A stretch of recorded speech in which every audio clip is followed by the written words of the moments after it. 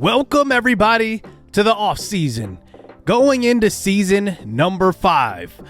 Now the Swarm finished 74-88 in season 4. I was really trying to hit the playoffs, but that did not happen.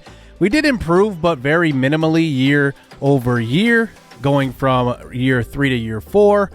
But the LA Dodgers did not win the World Series. That would have been their 5th straight World Championship. Instead, it's the Cleveland Guardians. They actually defeat the Atlanta Braves. Matt Wallner is the World Series MVP, as I do want to just compare, like, what are these teams looking like that are winning these World Series? We already know what the Dodgers look like, but the Guardians have Jose Ramirez, who will be a free agent. Emmanuel Clase, he will be a free agent. But look at the rest of their team. It's important to kind of have these really good bats in their lineup to win these games, and you can just see Matt Wallner was great. Bo Bichette was actually hurt a little bit.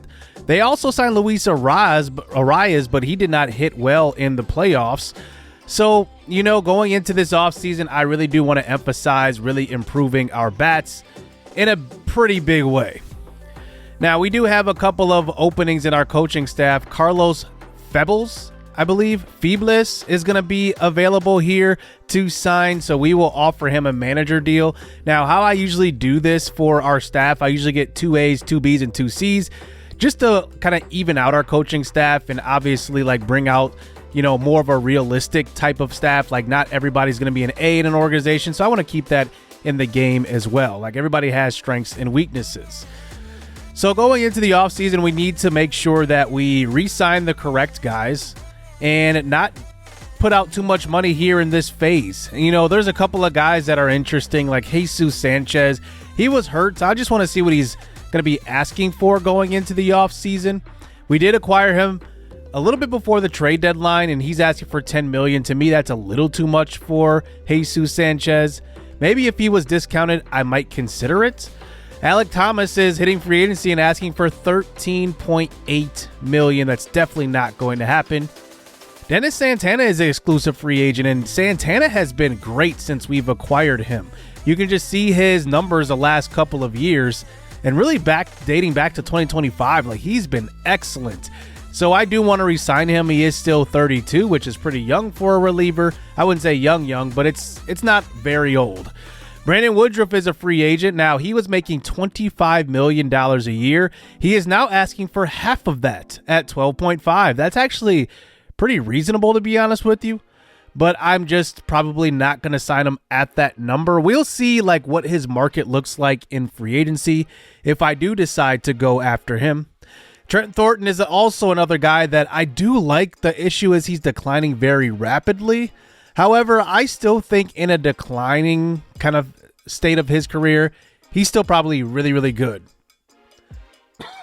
And then there's Ryan Yarbrough, also declining.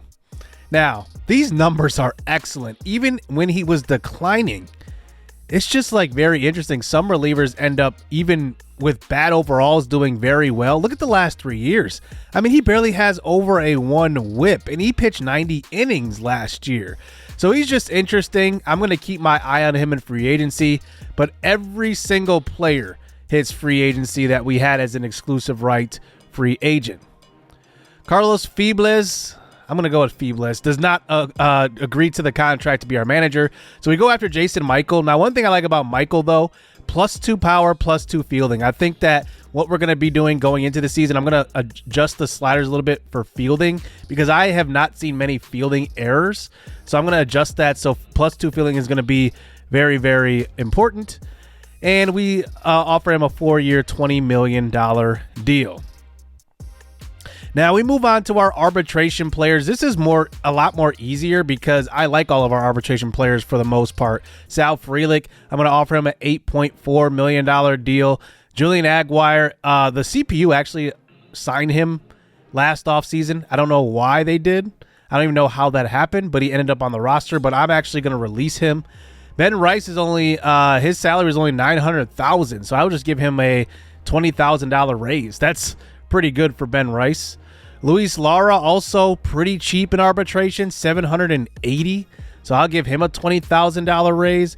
And then Fritz De La Cruz, kind of like the same thing. And Fritz De La Cruz had a really good year at the plate a year ago. And he will at least be a first baseman that I pencil in right now.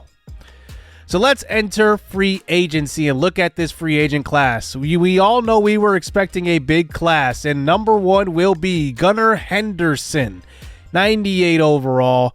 You can just see the numbers, though, have dipped a little bit since 2025. He hit 323, slugged that year 623. He hasn't been able to get back to that mark, but he's looking for a major deal. Jose Ramirez is there. Tyler Glasnow, Ketel Marte.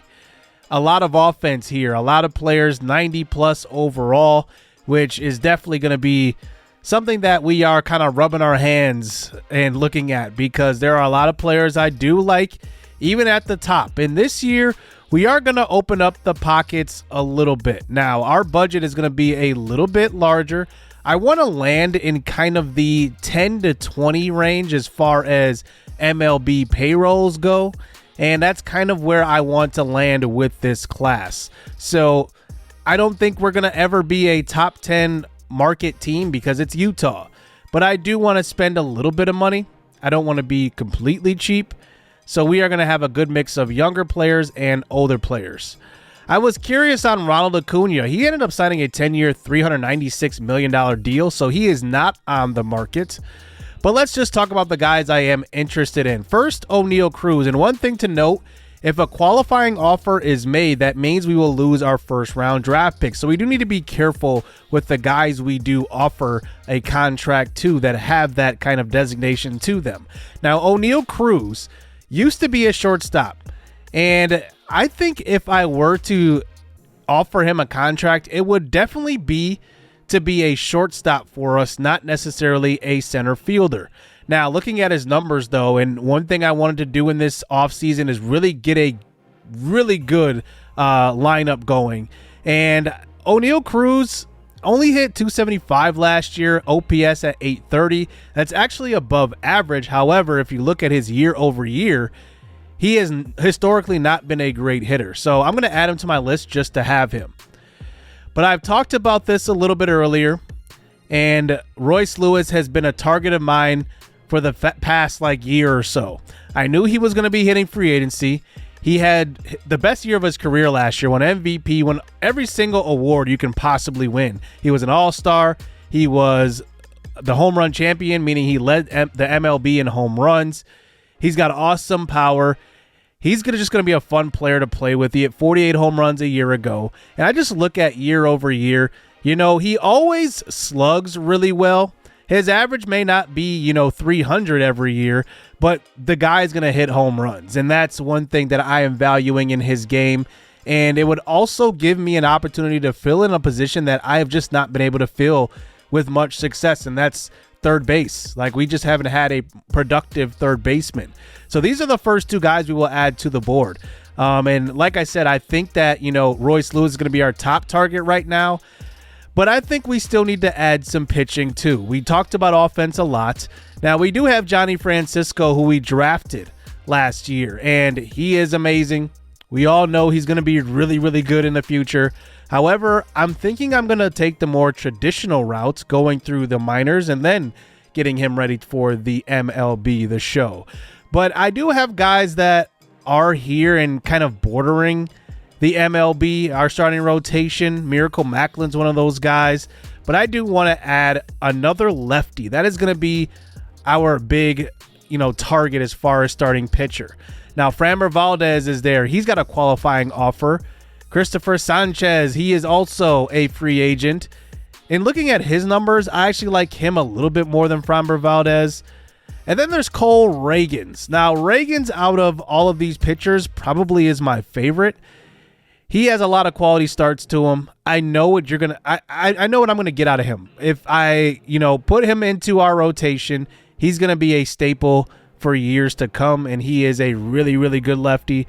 Braxton Garrett, another guy I am considering. The only issue with him is that he doesn't have great stamina. He's a good pitcher, just not great stamina, and that's definitely, something that I am going to value a little bit. I want guys that can pitch late in games. Bailey Falter is down here on the list. This is more of a, I'd say like second, third tier type of left-handed pitcher in this class. But I'm really looking at those top 3 guys that we just talked about. And I think out of all of those guys, I like Cole Ragans the most. So we will add him to our priority list. And this is how our priority list will look right now. Royce Lewis is the number 1 target. Then there's Cole Ragans. And then there's Oneil Cruz. And like I said, I'm a lot higher on Royce Lewis than Oneil Cruz, mostly because of just his production at the plate and because he's actually asking for significantly less, like $7 million less a year. So we do find our first base coach, Charlie McDonald. So he ends up signing, and then Jason Michael does end up signing too for that 4-year contract. The first domino falls in the offseason. Justin Steele gets traded to the Twins. Now, the Twins and the Brewers have, in this series, made a ton of trades with each other. Most notably, they did trade for William Contreras, and then Contreras hit free agency and then signed with the Red Sox. That was pretty hilarious, actually. But they do get the Brewers do get a couple of nice prospects, but they just signed Justin Steele in the offseason last year, and then they let him go. I don't know what the deal with that is. Now, Framber Valdez, who did pitch with the San Diego Padres last year, was rumored to go to them. We had a chance to try to sign him, but we did not take it. And then we get to week 2, and look at this. Cole Ragans has 0% motivation to sign with us. I don't think I've ever seen that before. He just does not want to play in Salt Lake, which is pretty hilarious to me. So, at this point, I'm going to leave him on the board just to see where his motivation goes from here. Maybe it'll increase over time. We'll see. But Royce Lewis does have enough motivation to sign with us. 57%. You have to be at that 50% marker in order to offer a contract. And Oneil Cruz is down at 37%. So the first thing I'm going to do here in week 2 is offer Royce Lewis a contract. And he's asking for $20 million a year. I'm going to offer him 24. That would be a little bit under what we were actually paying Brandon Woodruff. And we do get a +5 in motivation to 62 because we were the first team to offer him a contract. So I'm just looking at free agency here. Dennis Santana is hanging out here. And like I said, I do want to re-sign him. So I will add him to the board. And I just got to figure out who to replace. And I decide on Cole Ragans since he's got that 0% motivation. So right now, this is what our board looks like. Dennis Santana only has 43% motivation. But then we advance on, and then Oneil Cruz, now or never, we can offer him a contract even with 32%, but asking for $27 million, and I'm unsure of what's going to happen with Royce Lewis. I decide to actually not offer him a contract just because I want Lewis a lot more, and I think Lewis is the better player.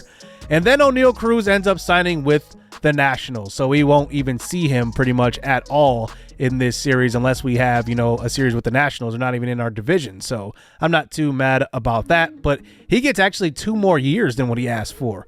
9 years, $27 million. He was only asking for 7 years, $27 million.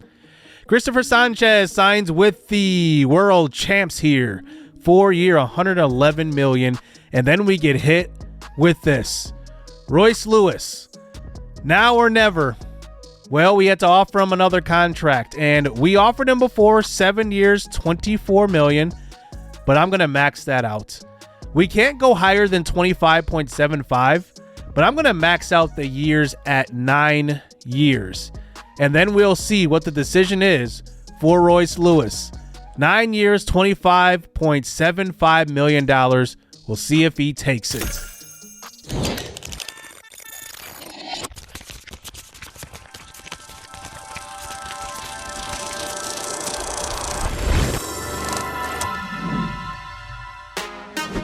And Royce Lewis agrees to come to Salt Lake City. 9 years, $25.75 million, making him a member of the Swarm for life. We had to extend him 2 more years than what he was asking for, but sometimes you have to do it. And we finally found our third baseman and one of our franchise players. Royce Lewis is going to be special. And I'm just happy. This is actually the second largest contract that's been signed so far. Oneil Cruz is a little bit more, but I'm just so happy we finally get that big bat in the lineup. We do find out that the Diamondbacks end up signing Byron Buxton.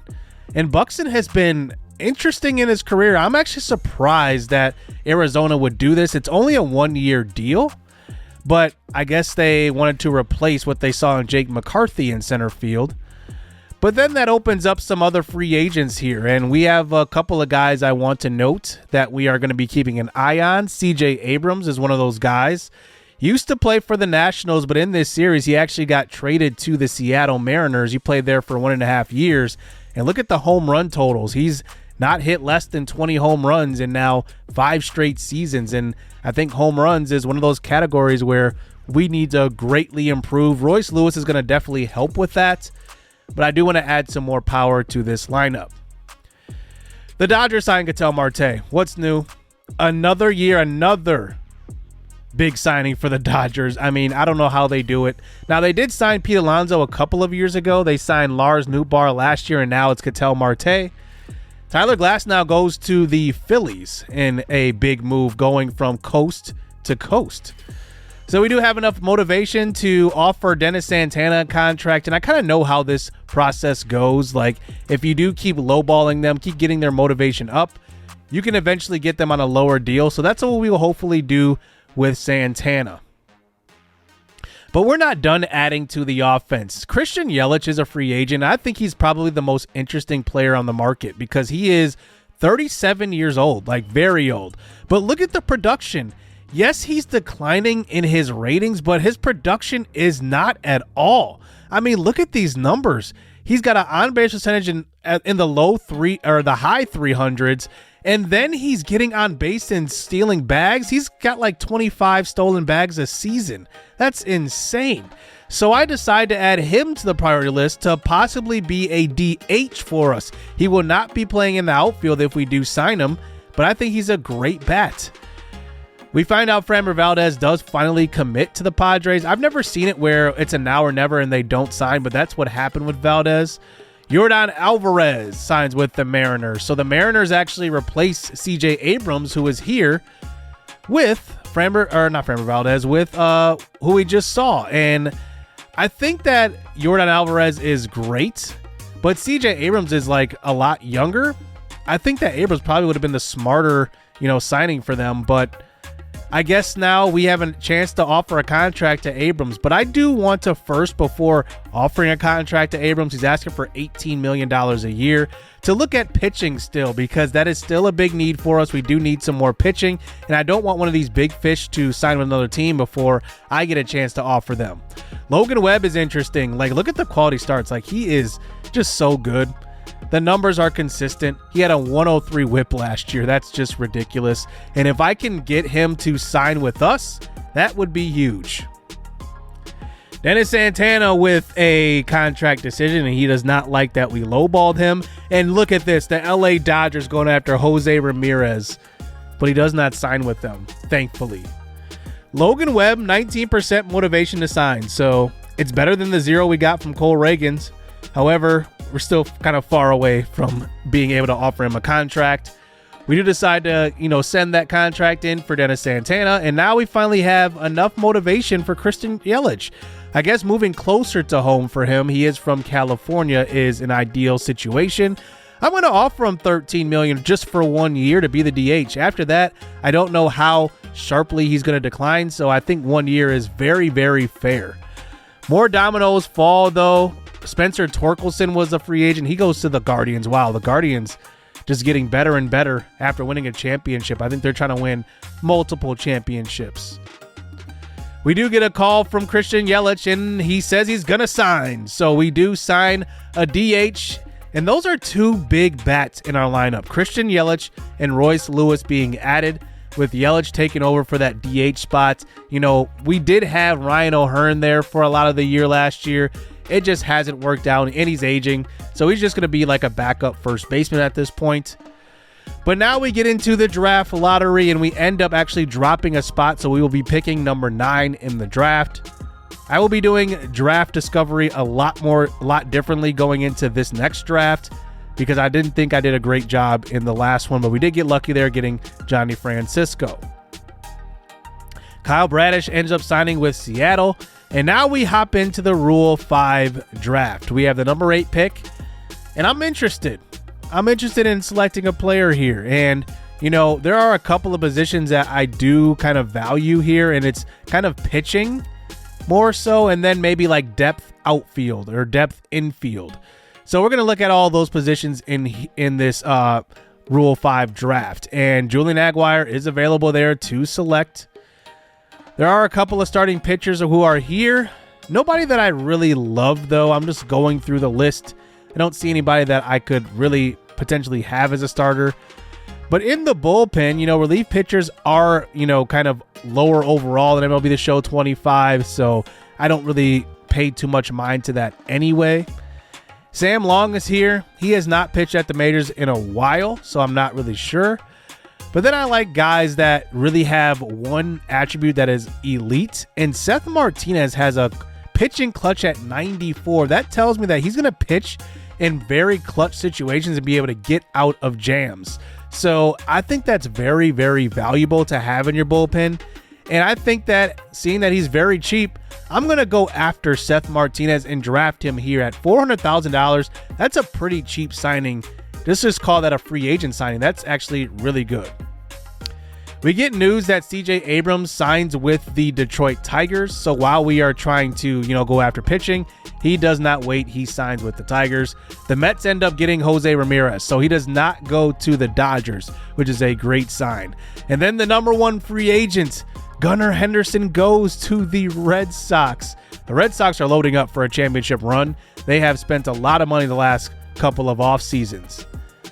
Then Dennis Santana does agree to a contract. Now, what's funny about this is that he signs for less than what we initially offered him. We offered him 2 years, $5 million before he was a free agent. He turned that down for 2 years, $4.4. So Logan Webb finally has enough motivation to sign with us. So I'm going to offer him the Brandon Woodruff contract, the exact same contract, 2 years, $25 million a year, to really be probably our number 1 starter in our rotation. And he's going to really be the only guy I'm focusing on.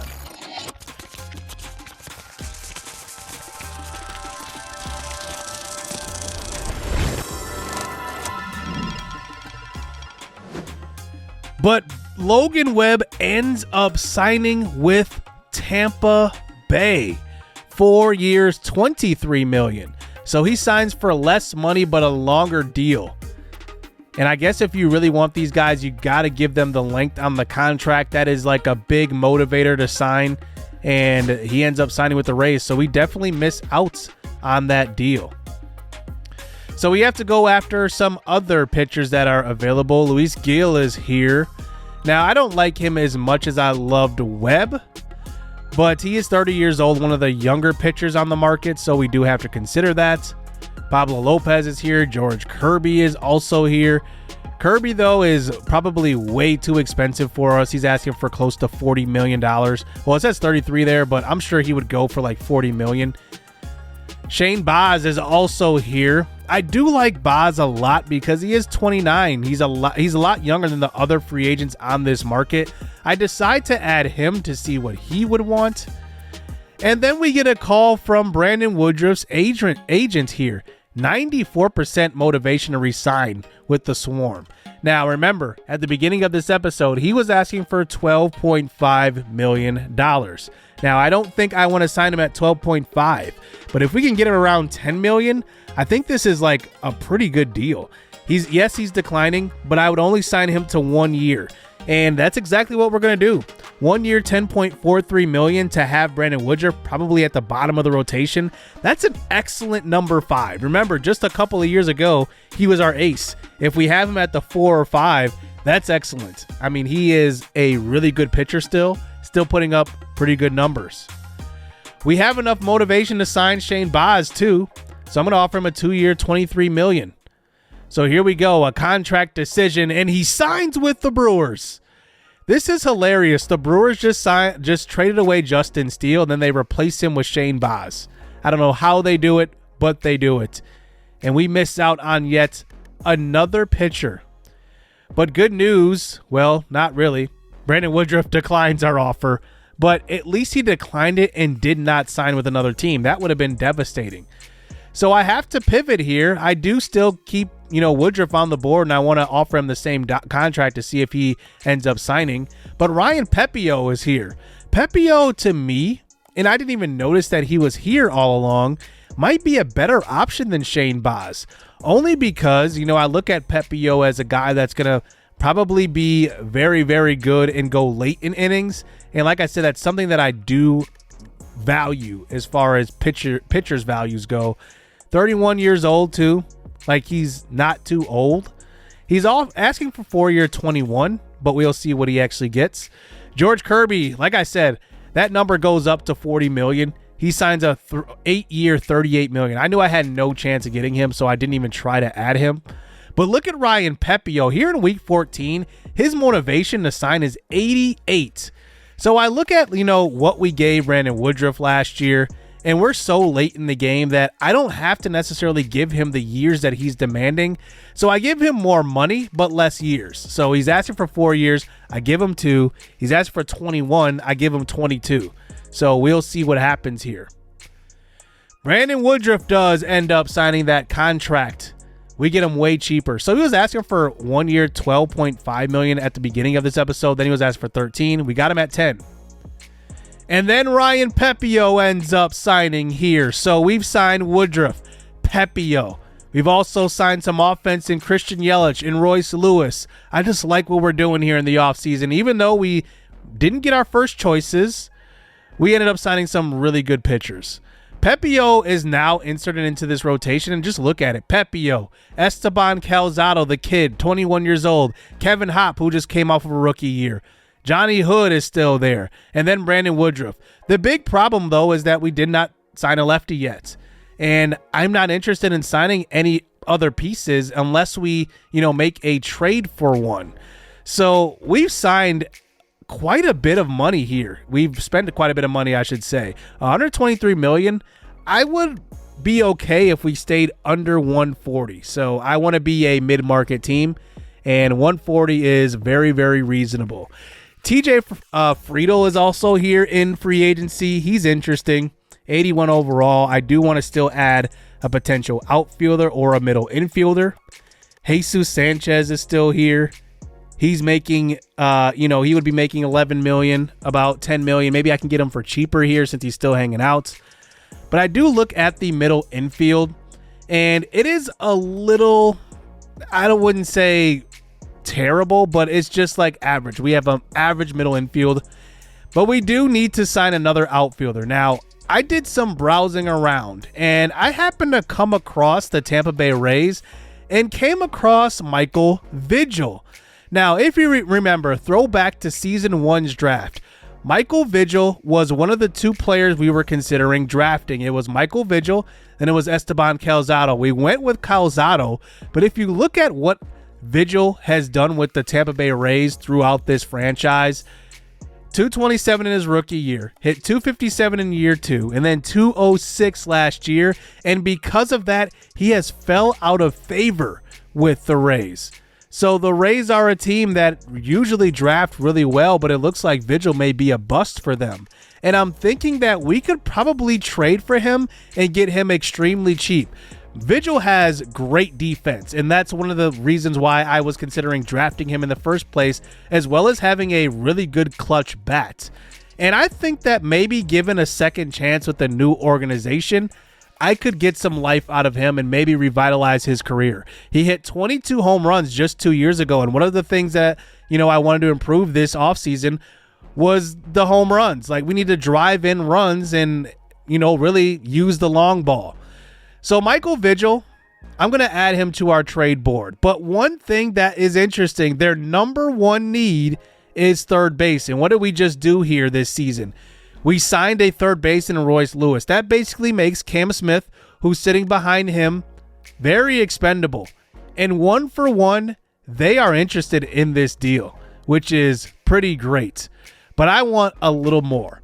Mariano Aguilar, I want another middle infielder. I think, as far as value goes, he's, kind of a fringe middle infielder as far as MLB talent goes. Like, he's not great. He's not terrible. but he is once again one of those guys that has not performed well with the Tampa Bay Rays. So I add him, and I end up evening it out here with Dustin Davis in this trade. Dustin Davis was a 5th round pick from us a year ago. I have no problems moving on from Dustin Davis. And I think this is extreme value we get back in this trade. We get the player that we were going to draft back in season 1, and Mariano Aguilar, who is, like I said, a mid-70s infielder. Maybe we can get some depth out of him. And we end up agreeing to this deal. I feel like we didn't really give up much in this trade, and we pretty much got a upgrade in the outfield. So we add Sal Frelick, Terrence Madlock, and now Michael Vigil. That's a pretty good defensive outfield too, with Madlock really being the weakest link. But I think, adding defense to the outfield is definitely a big perk for this team. To add to what we've done in the offseason, Johnny Francisco is probably going to take the traditional route, and this gives him an opportunity to develop properly. And I'm very, very happy with what we've done in the offseason. I have no idea what it's going to look like in the middle infield. It's going to be a battle in the spring. And if I don't like what's going on with that middle infield, I could potentially make another trade before the start of the season. But I want to give Elvis Esparza a chance to probably move over and possibly be a second baseman of the future. Or maybe he can prove that he is still the shortstop of the future.